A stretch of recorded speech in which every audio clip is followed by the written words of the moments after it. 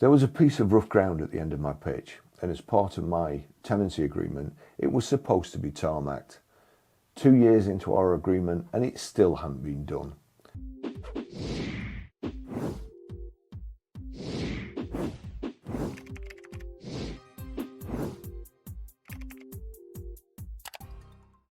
Every time it rained, dirt splashed up on my cars, and anyone wishing to look inside trampled mud into the footwells.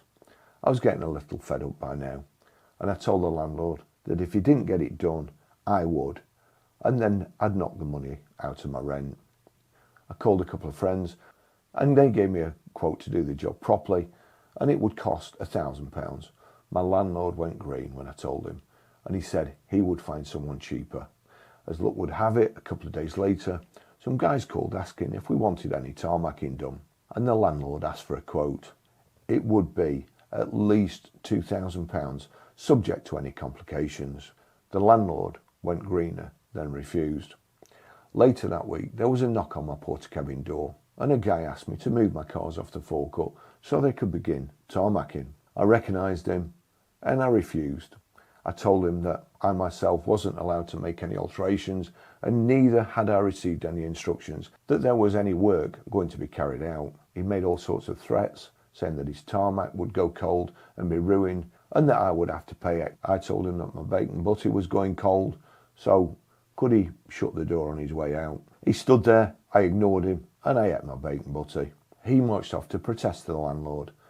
The landlord had seen him arrive and had now made himself scarce. He was hiding behind a car in the corner of the workshop.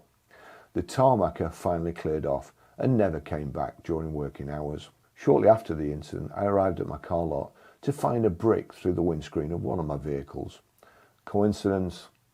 I think not.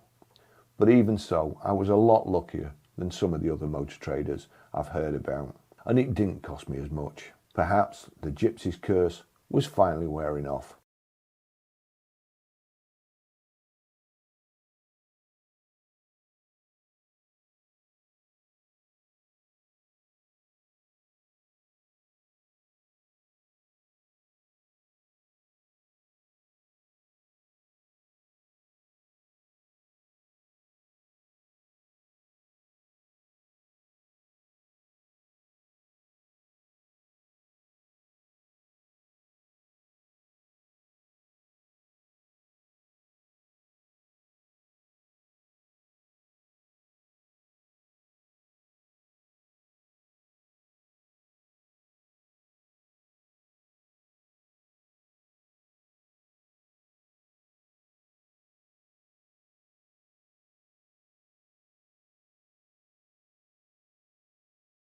The owner of one of the garages where I used to buy cars turned up for work at his £2 million prestige dealership.